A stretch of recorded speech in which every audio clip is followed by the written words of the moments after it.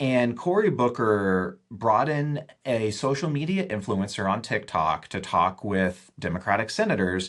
And one of the purposes of this meeting was to try to help members of Congress set up TikTok accounts on personal cell devices to evade that exact federal device ban that you just mentioned a few minutes ago, Michelle. So we have a problem on the Democratic side of the political aisle here. And on the Republican side of the aisle, last year it was Republicans like former Representative Mike Gallagher who led the charge to pass that legislation that required TikTok to separate from CCP control. The problem we have now is that President Trump has just changed his position on the issue. He was very supportive of banning TikTok in his first administration.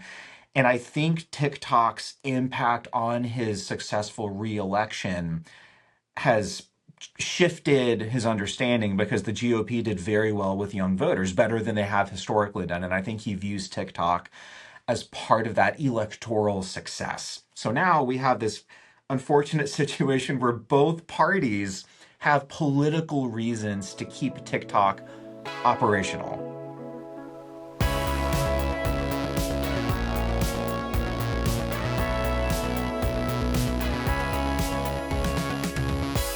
China. I talk about China a lot, and the reason is that they are a scary actor in geopolitics. They're not fond of the United States. I don't care what they say, what kind of good face they put on. They see a future that is dominated by China. And what's wrong with that? Plenty. Just do a cursory look on Google at some point, or even on X.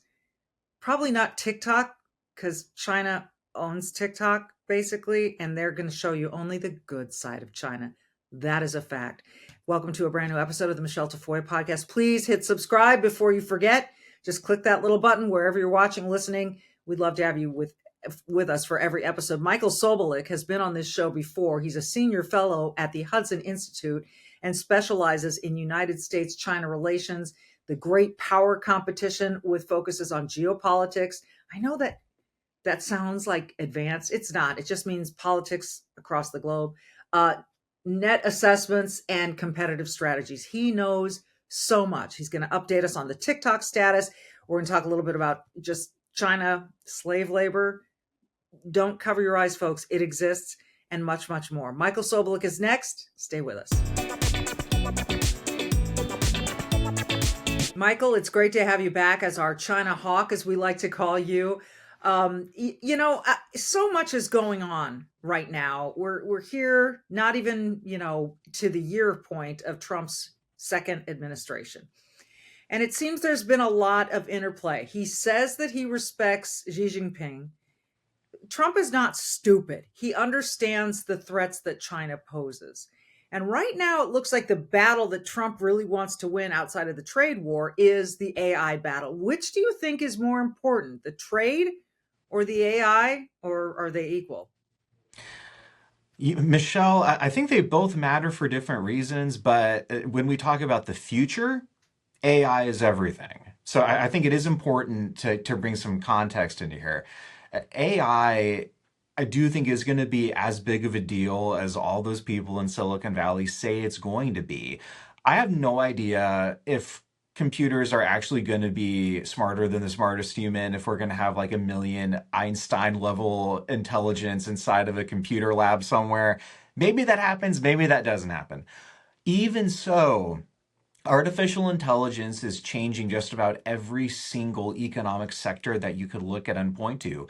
Manufacturing, medical, transportation. It is redrawing the scope and the scale of what it's going to mean to be a human in the 21st century. So we want America to win that race. We don't want an authoritarian regime like the Chinese Communist Party to dominate the technology that's going to determine which economies are going to prevail.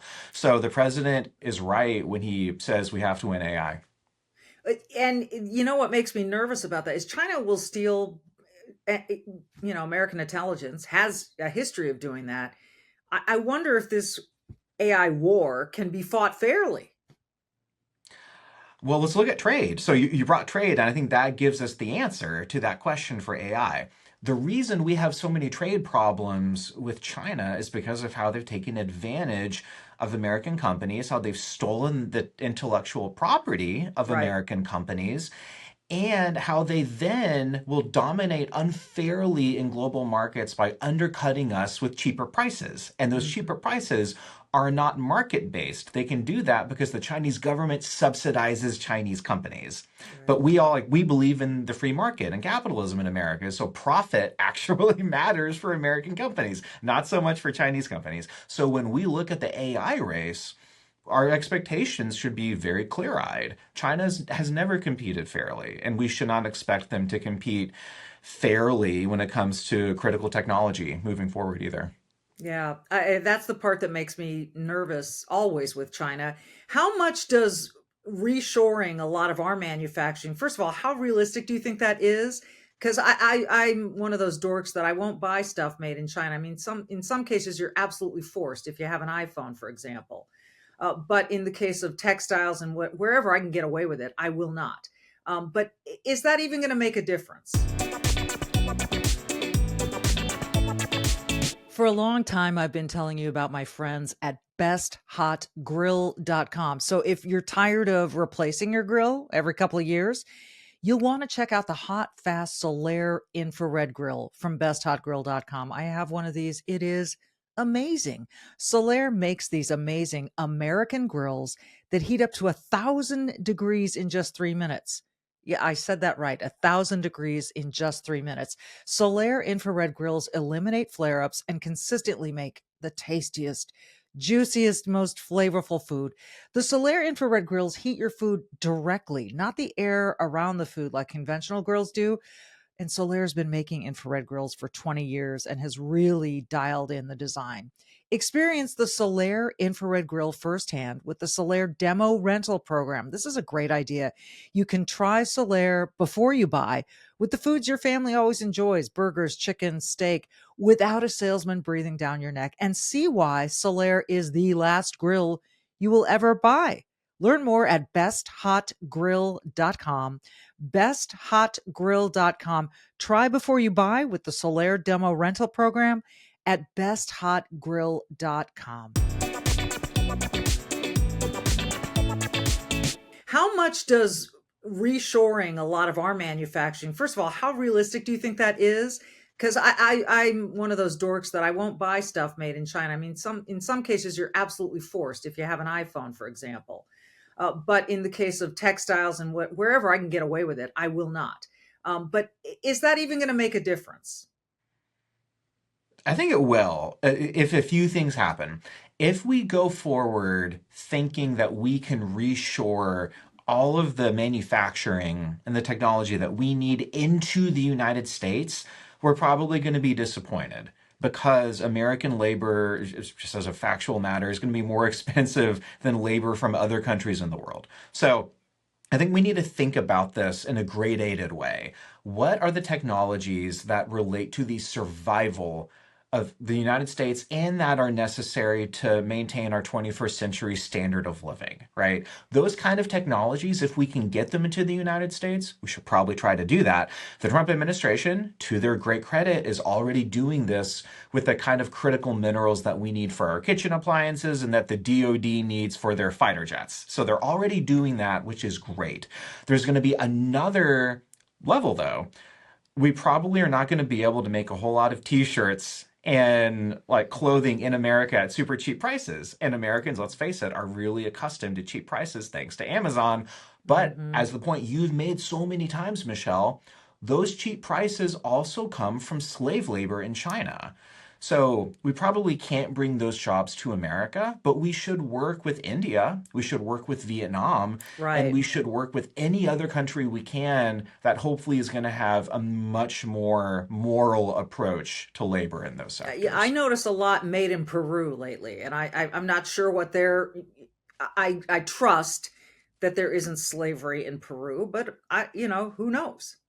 Yeah, yeah. I think this conversation is coming at an intersection here because for years and years, whether it is a country like Peru or India or Vietnam, we have told American companies for so long, you should diversify your exposure to China. Hmm. And in like Wall Street speak, they call it their China plus one strategy, which is slowly but surely getting out of the Chinese market. This is where tariffs can be helpful but also hurtful, because if we have been encouraging American companies to diversify from China, they're going to move to places like India and Vietnam. Hmm. If we then in turn put tariffs on the very countries that we are begging companies to relocate to, that's a very difficult position for them to be in.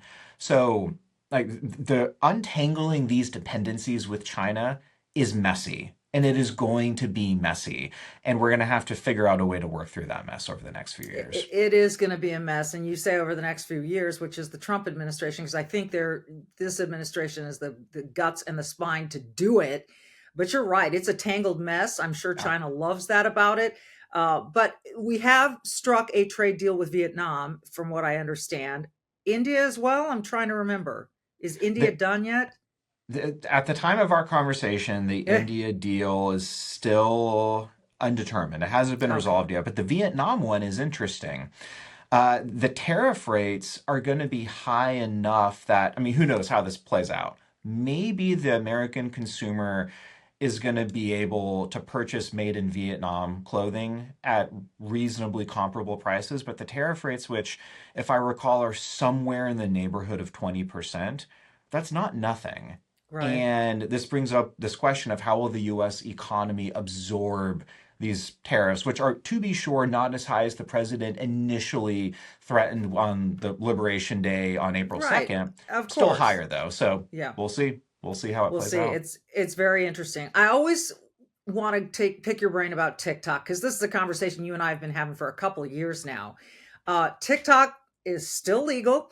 Supposedly, it is banned on federal accounts. You know, like if you have a federal phone or a government phone in the in DC, you're not allowed to have TikTok on there.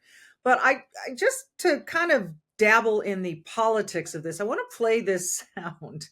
This isn't so recent, but it's Nancy Pelosi and the way that she liked to frame TikTok. Let's roll that, Misty. This is not an attempt to ban TikTok. It's an attempt to make TikTok better. Tic tac toe. A winner. A winner. Oh, Nancy, Nancy, Nancy. Tic tac toe. Um, I know that the president is trying to make a deal for an American entity to buy TikTok. It all seems like a no-brainer, but I guess the algorithm or something has to come with it. I have to believe we have smart enough minds in the United States of America to create an algorithm that is similar or as smart as the one. I don't know. What can you tell us about the state of TikTok? I spent a lot of time on the sidelines. Pro football, pro basketball, college sports, the Olympics, you name it. And I've learned that real expertise comes from consistency, not guesswork. So that's why I'm excited to team up with Sports Corner Daily. Their free daily picks keep cashing with analysis so clear, even a casual fan can cash in. And with the NFL and all the big matchups right around the corner, like college football, there's no better time to get in on the action. And my listeners get 2 expert picks delivered free every single day. Just text BETS, BETS, to 321-448-0691 or visit sportsdailypick.com to sign up in seconds. No cost, no risk, just smart winning insights. You can see it there on the screen. We'll put it in the show notes. BETS. Text the word BETS, BETS, to 321-448-0691 or head to sportsdailypick.com. Don't wait. Kick off the season on the winning side. What can you tell us about the state of TikTok? Well, the state of TikTok is not good, Michelle. I wish I had better news to share because you're right. You and I have talked about this issue for so long now. But so there was one of the Democratic U.S. senators, Senator Booker from New Jersey, Cory Booker. Cory Booker recently had some comments that were reported on by Punchbowl. And Cory Booker brought in a social media influencer on TikTok to talk with Democratic senators. And one of the purposes of this meeting was to try to help members of Congress set up TikTok accounts on personal cell devices to Right. evade that exact federal device ban that you just mentioned a few minutes ago, Michelle. To So, evade it. to evade it. That's right, to evade it. So we have a problem on the Democratic side of the political aisle here. And on the Republican side of the aisle, last year it was Republicans like former Representative Mike Gallagher who led the charge to pass that legislation that required TikTok to separate from CCP control. The problem we have now is that President Trump has just changed his position on the issue. He was very supportive of banning TikTok in his first administration.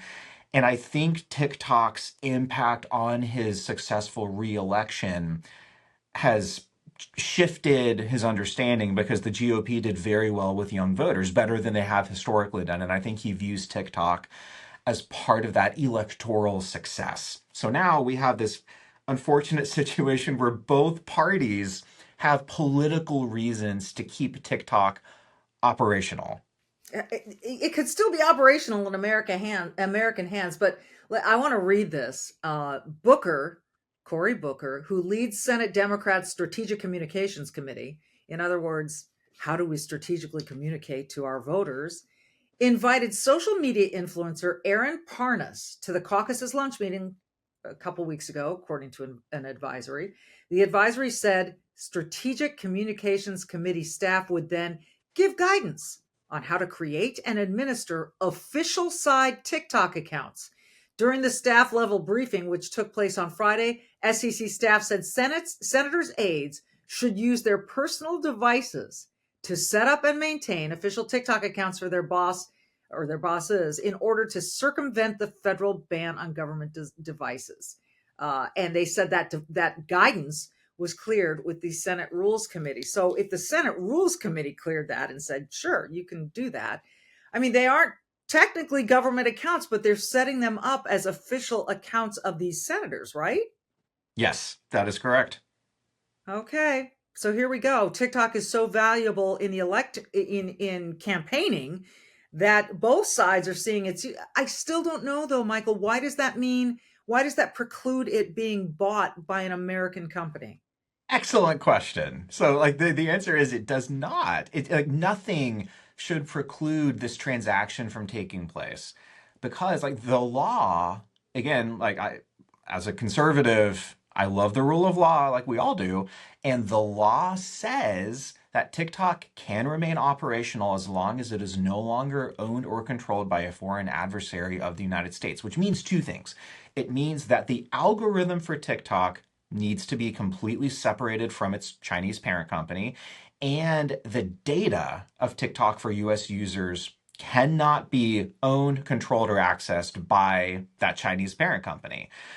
So the law is not ambiguous on this. It's very clear.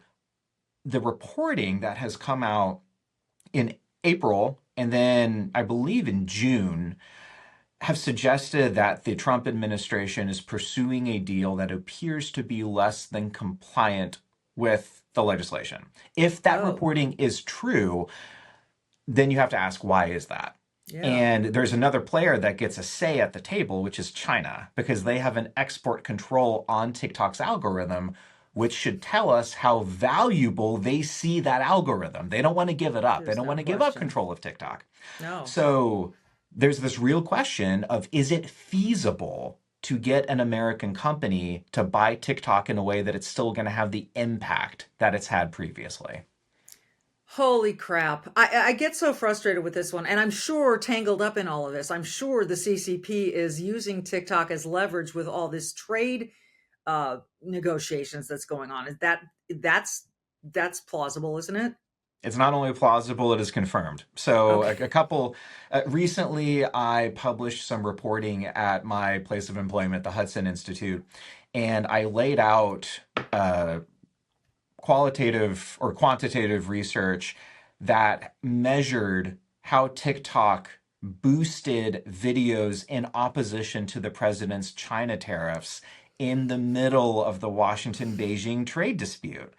This has been measured, this has been confirmed, and it shouldn't surprise anybody. No. It shouldn't surprise about half of the American public has a TikTok account. So it's a great avenue for Xi Jinping and the Chinese Communist Party to influence the voters of the president. Ugh, Michael. Ugh. The fact that the CCP has such an influence on our citizens and their views, and you and I can scream and yell at the top of buildings, but I'm not on TikTok. Maybe I should be. Maybe I should go on TikTok, but I'd probably be banned on TikTok if I went on there and said the CCP. You probably would be. I probably would be. So, I wonder too why the United States, with all of its, we've got X, we've got Instagram, we've got these other technologies. Why is there a way to come up with a viable alternative to replace TikTok and then finally say to China, fine, you keep it, but we're going to ban it here in America? Yes, we can do that. What we should have done on January 19th of this year was to just enforce the law, and that was the deadline for TikTok to sell or be banned. So TikTok should not be operational right now. And this is the interesting thing. Enforcing the law would actually give President Trump a great deal of leverage over China, because again, we know how valuable TikTok is to the CCP.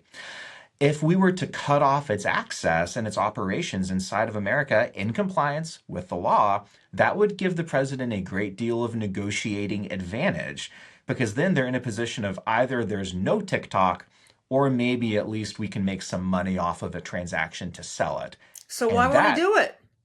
That should tell us something. The Chinese Communist Party doesn't care about the money. They care about the political influence. That's why that transaction hasn't happened yet. Oh, that doesn't leave me with a whole lot of confidence, Michael. What about you? Where do you see it going from here? How does this, what's the end game? Okay. If you're losing sleep, I've got the solution, and it's sleep cream. I love this stuff. Just came back from a trip where there was a lot of jet lag, and the sleep cream was on my nightstand every night. And it's on my nightstand again every night because I'm still recovering from the jet lag. They've got a new scent, Sleep Cream Rose, and it is beautiful. But I like all their scents. The point is that Sleep Cream is this all-natural topical. You don't have to take a pill. You don't have to get a prescription. You just have to put the sleep cream on at bedtime. I put it like on the insides of my forearms and maybe sometimes on my neck, and it relaxes me. It's got CBD, all natural CBD, and it relaxes you and puts your body in a state where it knows it's intended to relax and go to sleep. So go to sleepcream.com, sleepcreme.com. Use the code HOMERUN at checkout to get free standard shipping on your first order. That code again is HOMERUN. Sleepcreme.com, sleepcreme.com. Use that code HOMERUN. And if you don't experience better sleep, Sleep Cream will refund your purchase within the first 30 days, guaranteed. So what have you got to lose? I say nothing. You have nothing to lose. Give it a try. I love this stuff. Oh, that doesn't leave me with a whole lot of confidence, Michael. What about you? Where do you see it going from here? How does this, what's the end game? I'll tell you what I hope happens, then maybe we can talk about what is probably going to happen. Okay. My hope is exactly the same as yours, that no CCP-controlled application would ever be allowed to operate inside of the United States. And the president, as you said, and I think I agree, he understands a lot of the geopolitical challenges that we face with China. So my hope is that those concerns, especially as the CCP will inevitably become more aggressive as they have under Xi Jinping's leadership, perhaps that will shift the president's posture and understanding. From a realistic perspective of where the next few months are probably going to lead, I am concerned that we're on the precipice of having a less than legally compliant deal that allows engineers from ByteDance to still deal with the code and the algorithm of the app. And if ByteDance is the that, company that owns TikTok. yes, that is correct. ByteDance is the Chinese Communist Party controlled parent company of TikTok. And if that is part of a deal, an official deal that China signs off on and the United States signs off on, then the problem will have been worse than it was last year before the bill was even passed. Ugh. And that's what you see, though, as being the more probable outcome? As of now, yes. As we all know, though, politics is a shifting game, and geopolitics is an even more shifting game. So um, that is the trend I see as the most plausible, but I hope intervening events will change that. Let's hope. Before I let you go, I want to end with some kind of optimism from you. I mean, you and I have talked a number of times, and we talked during the Biden administration. What do you see right now that makes you confident that the current administration is dealing with China in a way that is really going to make America stronger? I think this administration cares deeply about making sure we aren't dependent on Chinese Communist Party technology and components in our critical infrastructure and our energy grid. I know those are like very specific things to bring up, but let's talk But they're about specific and they're important. Do you want to touch on each one? it's critical. This gets to the problem of at any point, because of Chinese technology in our electrical grids, China could sabotage our ability to turn the lights on, to have access to air conditioning, to have access to heat, which in the winter can be deadly. They could compromise our ability to run our economy, not just in a way that is convenient, but in a way that is actually meaningful. I feel like every single week, Michelle, some new technology comes across my computer screen that is in either the US energy grid or in some part of our critical infrastructure, like the drones that law enforcement use throughout the country, which are more often than not DJI Chinese drones. And they have the ability to surveil and map out our critical infrastructure from the air. So the Trump administration, thankfully, is taking these problems very seriously, and they are instituting real policies that are designed to break our dependence on Chinese technology moving forward and to address those present day vulnerabilities. That gives me a great deal of confidence that they are aware of how we could be sabotaged, how we could be threatened or blackmailed in a crisis. And I think they are moving to make sure that China will not be able to do that. And having just signed a trade agreement with Japan, we touched on Vietnam. We touched on well, we didn't, but the Philippine leader was recently here. He was. India, we know, is in the works. All of those countries that are, sort of right there in the Indo-Pacific, along with China, is that? I don't want to seem dumb, but it seems like that is very strategic in terms of shoring up trade partnerships with countries that can be dependent on China, can have had in the past close relationships with China. Do I have that close? I think you're keying into something really fundamental about great power competition and geopolitics here, which is countries that trade together tend to build common interests and alignment of objectives over time.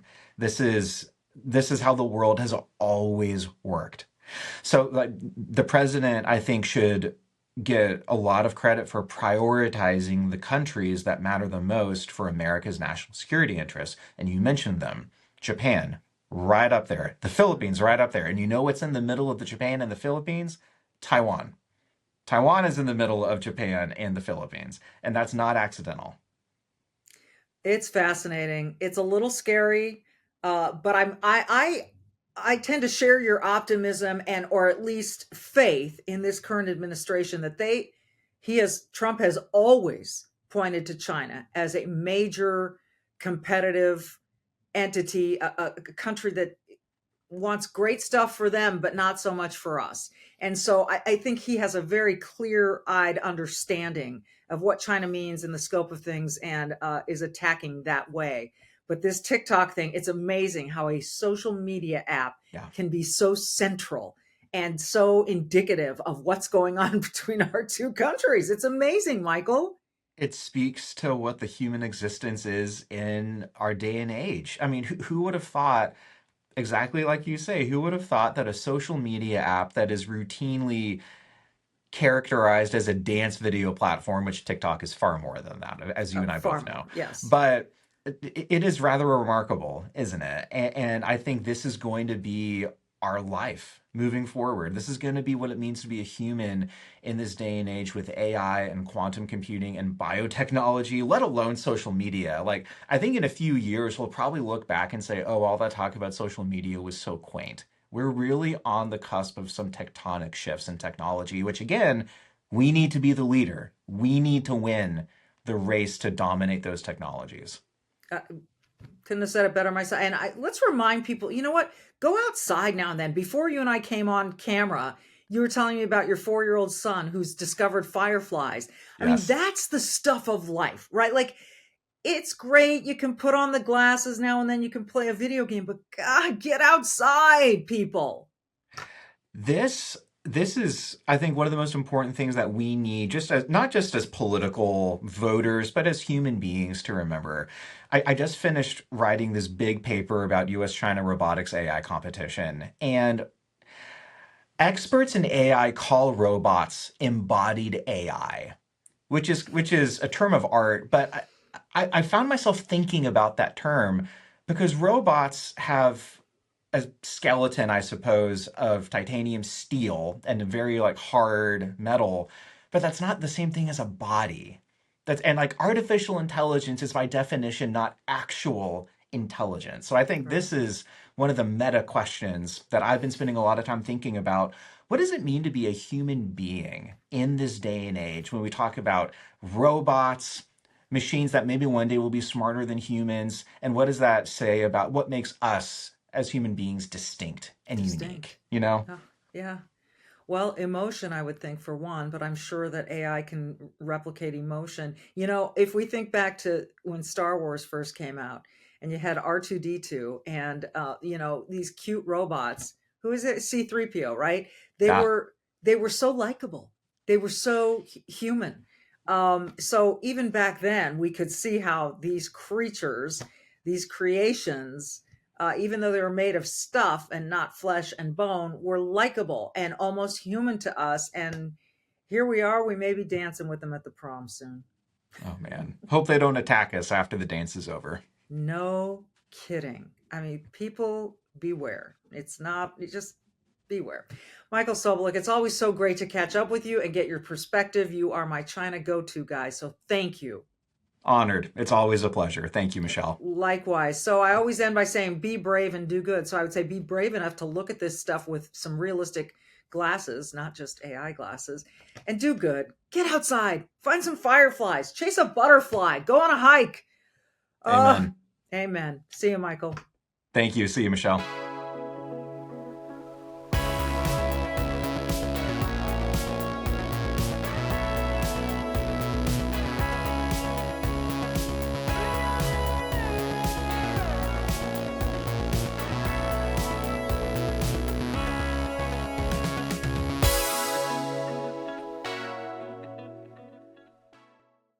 Hey, you can keep up with the Trump administration when you subscribe to the Trump Report. It's an email that brings you daily highlights from the Oval Office right to your inbox 5 days a week. Subscribe today at SalemPodcastNetwork.com/Trump.